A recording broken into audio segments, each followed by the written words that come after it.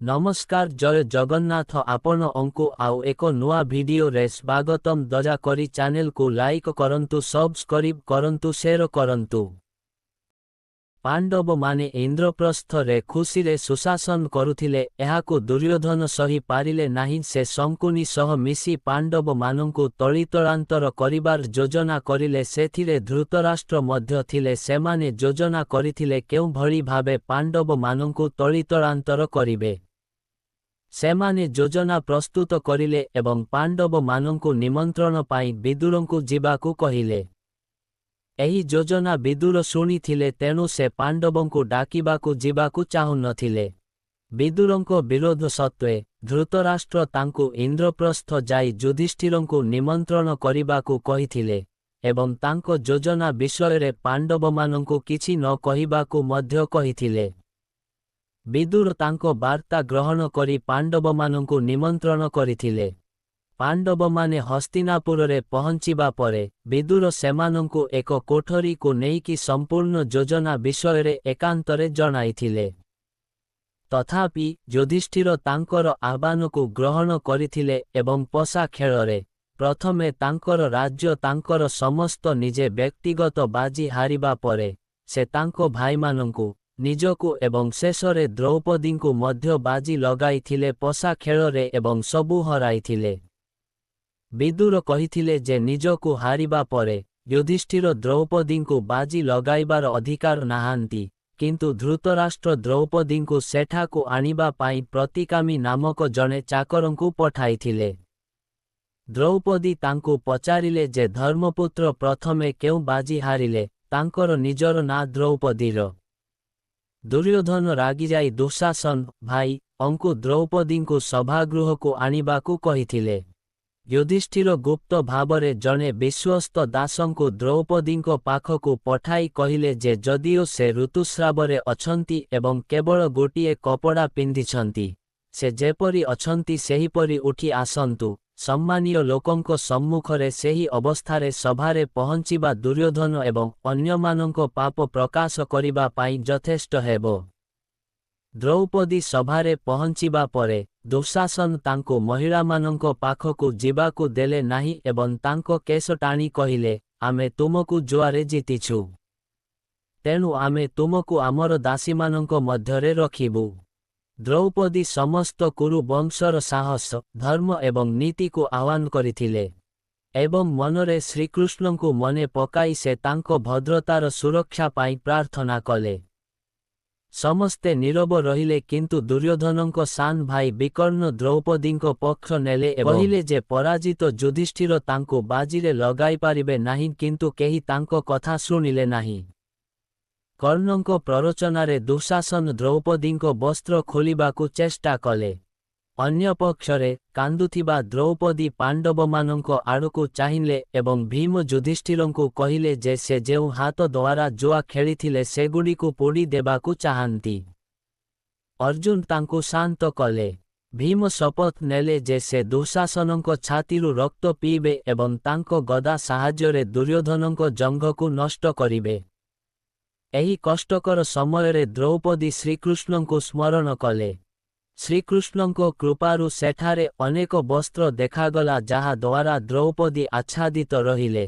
फलस्वरूप तांको वस्त्र काढ़िबा परे मध्य दुःशासन तांकु वस्त्र खोली पारिले नाही। सभारे कार्यर यथार्थता किंबा भूलता उपरे बारंबार जुक्तितर्क हेउथिला। पांडवमानंकर नीरवता देखि दुर्योधन द्रौपदी जुआरे हारिजिबा कथाटी ठीक कि भूल ताहा निष्पत्ति नेबा पाई भीम अर्जुन नकुल एवं सहदेवंको उपरे छाड़ी देइथिले। अर्जुन एवं भीम कहिथिले जे जिए निजकु जुआरे हारि जाइछि से अन्य किछि बाजीरे लगाई पारिब नाही। धृतराष्ट्र सभार घटना जानी पारी दुर्योधनंकु भर्त्सना कले एवं द्रौपदींकु तीनोटी बर मागिबाकु कहिले। द्रौपदी प्रथम बर भावरे युधिष्ठिरंको दासत्वरु मुक्ति मागिले जहा द्वारा भविष्यतरे तांको पुत्र प्रतिबिंध्यको दासपुत्र बोली कुहाजिब नाही। तृतीय बर सहित भीम अस्त्रशस्त्र एवं अस्त्रशस्त्र साहाज्यरे अर्जुन एवं सहदेवंकु हत्या करि पारिबे। द्वितीय बरदान भावरे से भीम अर्जुन नकुल एवं सहदेवଙ୍କୁ ସେମାନଙ୍କର ଅସ୍ତ୍ରଶସ୍ତ୍ର ଏବଂ ରଥ ସହିତ ଦାସତ୍ୱରୁ ମୁକ୍ତି ମାଗିଲେ। ସେ ତୃତୀୟ ବରଦାନ ମାଗିବାକୁ ପ୍ରସ୍ତୁତ ନଥିଲେ କାରଣ ତାଙ୍କ ଅନୁସାରେ କ୍ଷତ୍ରିୟ ମହିଳାମାନଙ୍କର କେବଳ 2ଟି ବରଦାନ ମାଗିବାର ଅଧିକାର ଅଛି। ଧୃତରାଷ୍ଟ୍ର ତାଙ୍କୁ ସମଗ୍ର ଅତୀତକୁ ଭୁଲି ତାଙ୍କର ସ୍ନେହ ବଜାୟ ରଖିବାକୁ କହିଥିଲେ ଏବଂ ତାଙ୍କୁ ଖଣ୍ଡବ ବନକୁ ଯାଇ ତାଙ୍କ ରାଜ୍ୟ ଉପଭୋଗ କରିବାକୁ ଅନୁମତି ମଧ୍ୟ ଦେଇଥିଲେ। ସେମାନେ ଖଣ୍ଡବ ବନକୁ ଯିବା ପୂର୍ବରୁ ଦୁର୍ଯ୍ୟୋଧନଙ୍କ ପ୍ରରୋଚନାରେ ଧୃତରାଷ୍ଟ୍ର ସେମାନଙ୍କୁ ପୁଣି ଥରେ ଜୁଆ ଖେଳିବାକୁ ଅନୁମତି ଦେଇଥିଲେ। ନିଷ୍ପତ୍ତି ନିଆଯାଇଥିଲା ଯେ କେବଳ ଗୋଟିଏ ବାଜି ଲଗାଯିବ। ପାଣ୍ଡବ କିମ୍ବା ଧୃତରାଷ୍ଟ୍ରଙ୍କ ପୁଅମାନଙ୍କ ମଧ୍ୟରୁ ଯିଏ ହାରିଯିବ ସେ ହରିଣ ଚମଡ଼ା ପିନ୍ଧିବ ଏବଂ 12 ବର୍ଷ ପାଇଁ ବନବାସରେ ରହିବ ଏବଂ ଗୋଟିଏ ବର୍ଷ ପାଇଁ ଗୁପ୍ତ ଭାବରେ ରହିବ। ଯଦି ସେହି ଗୋଟିଏ ବର୍ଷରେ ସେମାନଙ୍କୁ ଚିହ୍ନିତ କରାଯାଏ ତେବେ ସେମାନଙ୍କୁ ଆଉ 12 ବର୍ଷ ପାଇଁ ବନବାସରେ ରହିବାକୁ ପଡ଼ିବ। ଭୀଷ୍ମ ବିଦୁର ଦ୍ରୋଣ ଇତ୍ୟାଦି ସେମାନଙ୍କୁ ରୋକିବାକୁ ଚେଷ୍ଟା କରିବା ସତ୍ତ୍ୱେ ଜୁଆ ଖେଳ ଚାଲିଲା ଯେଉଁଥିରେ ପାଣ୍ଡବମାନେ ହାରିଗଲେ ଏବଂ ଛଳନାକାରୀ ଶକୁନି ଜିତିଲେ। ଜଙ୍ଗଲକୁ ଯିବା ପୂର୍ବରୁ ପାଣ୍ଡବମାନେ ଶପଥ ନେଇଥିଲେ ଯେ ସେମାନଙ୍କର ସମସ୍ତ ଶତ୍ରୁଙ୍କୁ ବିନାଶ କରିବା ପରେ ହିଁ ସେମାନେ ଆଶ୍ୱସ୍ତି ପାଇବେ। ଶ୍ରୀ ଧୌମ୍ୟ ପୁରୋହିତ ଅଙ୍କ ନେତୃତ୍ୱରେ ପାଣ୍ଡବମାନେ ଦ୍ରୌପଦୀଙ୍କୁ ସାଙ୍ଗରେ ନେଇ ଜଙ୍ଗଲକୁ ପ୍ରସ୍ଥାନ କଲେ। ଶ୍ରୀ ଧୌମ୍ୟ ସାମ ମନ୍ତ୍ର ଗାଇ ଆଗକୁ ବଢ଼ିଲେ। ସେ କହିଥିଲେ ଯେ ଯେତେବେଳେ କୌରବମାନେ ଯୁଦ୍ଧରେ ନିହତ ହେବେ ତାଙ୍କର ପୁରୋହିତମାନେ ମଧ୍ୟ ସମାନ ଭାବରେ ସାମ ମନ୍ତ୍ର ଗାଇବେ।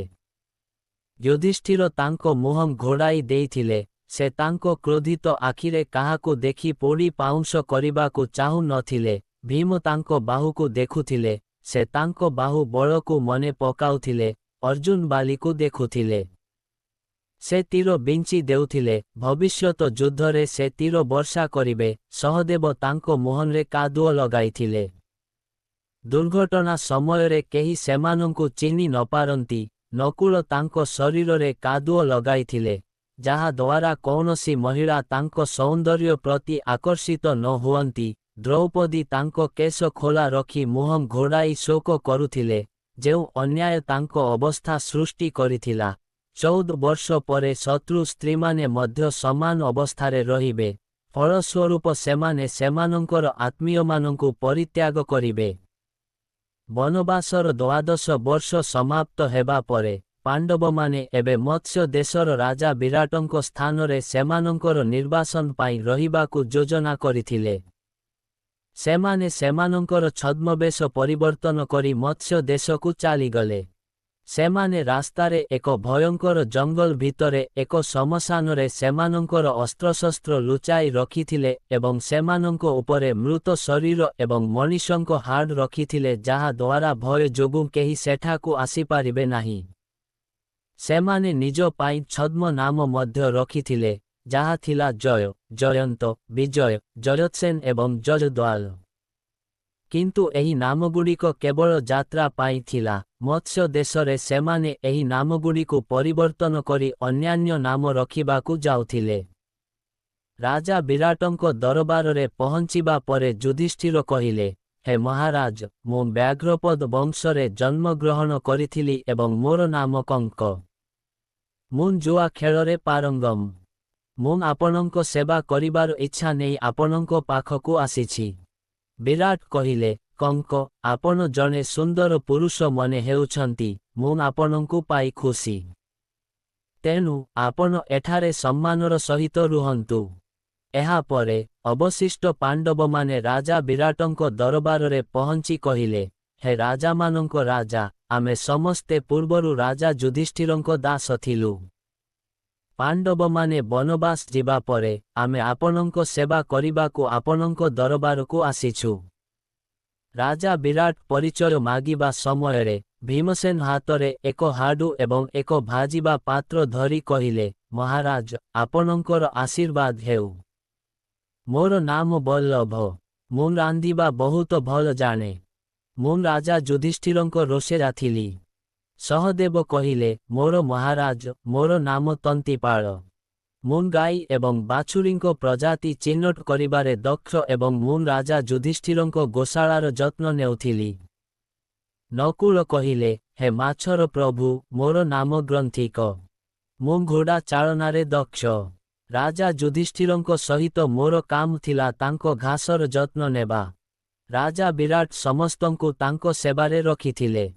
ଶେଷରେ ଅର୍ଜୁନ, ଯିଏ ଉର୍ବଶୀଙ୍କ ଅଭିଶାପ ଯୋଗୁଁ ନପୁଂସକ ହୋଇଯାଇଥିଲେ, ହାତୀଦାନ୍ତ ଚୂଡ଼ି ଏବଂ ମସ୍ତକରେ ବେଣୀ ପିନ୍ଧି କହିଥିଲେ, ହେ ମତ୍ସ୍ୟରାଜ, ମୋର ନାମ ବୃହନ୍ନଲା, ମୁଁ ନୃତ୍ୟ ଏବଂ ସଙ୍ଗୀତରେ ପାରଙ୍ଗମ। ମୁଁ ନପୁଂସକ ହୋଇଥିବାରୁ ରାଜା ଯୁଧିଷ୍ଠିର ମୋତେ ତାଙ୍କ ଅନ୍ତଃପୁରର ଝିଅମାନଙ୍କୁ ନୃତ୍ୟ ଏବଂ ସଙ୍ଗୀତ ଶିକ୍ଷା ଦେବା ପାଇଁ ନିଯୁକ୍ତ କରିଥିଲେ। ବୃହନ୍ନଲାଙ୍କ ନୃତ୍ୟ ଏବଂ ସଙ୍ଗୀତ ପ୍ରଦର୍ଶନରେ ପ୍ରଭାବିତ ହୋଇ ଏବଂ ତାଙ୍କର ନପୁଂସକତା ପରୀକ୍ଷା କରିବା ପରେ, ରାଜା ବିରାଟ ତାଙ୍କୁ ତାଙ୍କ ଝିଅ ଉତ୍ତରାକୁ ନୃତ୍ୟ ଏବଂ ସଙ୍ଗୀତ ଶିକ୍ଷା ଦେବା ପାଇଁ ନିଯୁକ୍ତ କରିଥିଲେ। ଏଠାରେ ଦ୍ରୌପଦୀ ରାଜା ବିରାଟଙ୍କ ପତ୍ନୀ ସୁଦେଷ୍ଣାଙ୍କ ପାଖକୁ ଯାଇ କହିଲେ, ରାଣୀ, ମୋର ନାମ ସୈରନ୍ଧ୍ରୀ। ପୂର୍ବରୁ ମୁଁ ଧର୍ମରାଜ ଯୁଧିଷ୍ଠିରଙ୍କ ରାଣୀ ଦ୍ରୌପଦୀଙ୍କ ଦାସୀ ଭାବରେ କାମ କରୁଥିଲି, କିନ୍ତୁ ତାଙ୍କ ନିର୍ବାସନ ଯୋଗୁଁ ମୁଁ ଏହି କାମରୁ ମୁକ୍ତି ପାଇଛି। ଏବେ ମୁଁ ଆପଣଙ୍କ ସେବା କରିବାର ଇଚ୍ଛା ନେଇ ଆପଣଙ୍କ ପାଖକୁ ଆସିଛି। ସୈରନ୍ଧ୍ରୀଙ୍କ ରୂପ, ଗୁଣ ଏବଂ ସୌନ୍ଦର୍ଯ୍ୟ ତାଙ୍କ ଦ୍ୱାରା ପ୍ରଭାବିତ ହୋଇ ରାଣୀ ସୁଦେଷ୍ଣା ତାଙ୍କୁ ତାଙ୍କର ମୁଖ୍ୟ ଦାସୀ ଭାବରେ ନିଯୁକ୍ତ କଲେ। ଏହିପରି ପାଣ୍ଡବମାନେ ମତ୍ସ୍ୟ ଦେଶର ରାଜା ବିରାଟଙ୍କ ସେବାରେ ନିଯୁକ୍ତ ହୋଇ ସେମାନଙ୍କର ନିଜର ଅଜ୍ଞାତ ନିର୍ବାସନ ଆରମ୍ଭ କଲେ।